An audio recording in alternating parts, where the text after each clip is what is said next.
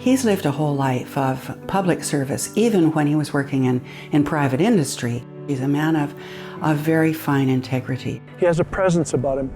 He's gracious. Won't say a bad thing about anybody.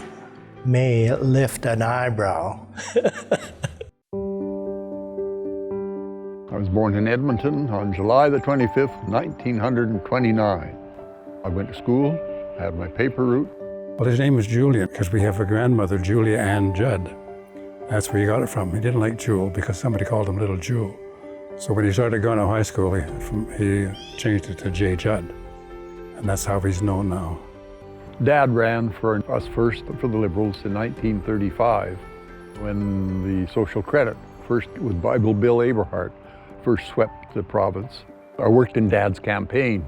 I was 13 or 14, handing out literature and all that. Judd was quite a famous person, even going through early years of university. He was just so centered, I guess is the best word. He was in charge of himself, very gentle person, lovely sense of humor, and very self-deprecating. Intensely loyal to the University of Alberta. Really, that's been a big part of his life, and he always appreciated the experience he got there. While I was at university, I was president of the University of Alberta Liberal Club.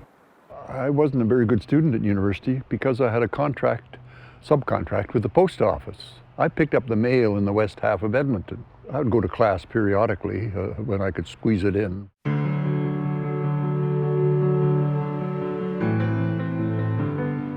Then I went to Western to take my MBA at the University of Western Ontario. Then I sold cars. I thought I wanted to get my own car dealership. I first ran for the Board of Education in London, Ontario. When Mr. Trudeau arrived, I was urged to run in the federal campaign.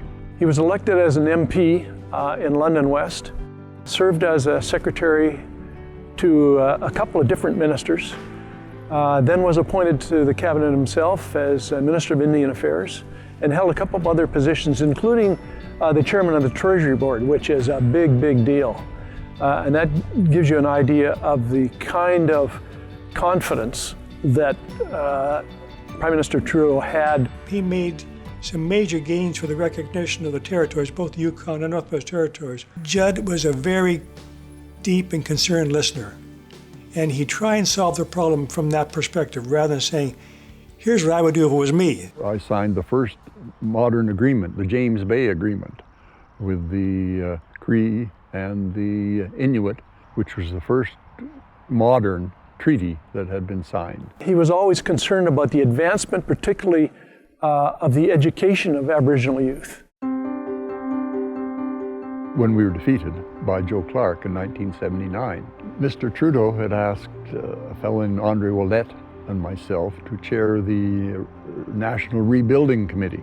So I told him, thought maybe he had been good prime minister, but maybe it was time for him to move along and let someone else have a crack at the job. I guess he didn't like it. He didn't put me back in his cabinet. The truth is, I did not want to run again. I resigned and moved back into the private sector. He got interested in skiing, and I don't know how, because none of us were athletic. And at one time they were trying to get a hold of Sunshine, but he was instrumental in Silver Star out at Vernon. Someone should have told me that a business that has expenses 12 months a year but only generates income 4 months a year is not the greatest type of business to be in. Jean Chrétien came to me in, it would have been 92 or 3, and said, Buchanan, I've got a job for you. I want you to look into the tourism industry and do a report. Mr. Chrétien looked at it and announced that they were implementing the Buchanan report, increasing tourism funding from 15 million to 50 million. Tourism, for many Canadians, young Canadians, and for many new arrivals in Canada, is their first job experience. And he said Buchanan is going to be the chairman, and he's going to be paid $1 a year. I think he was very proud of what he did for CTC during his 9 years as chairman. I've had a good life. I've been very, very lucky that I have a lot of friends right across this country, and I think I'm very fortunate.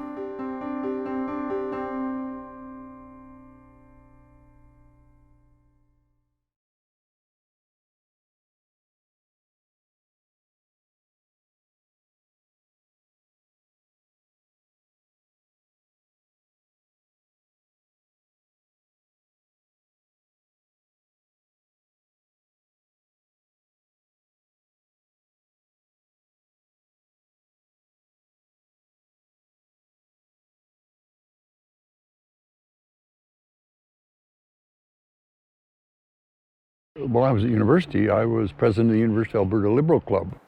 I wasn't a very good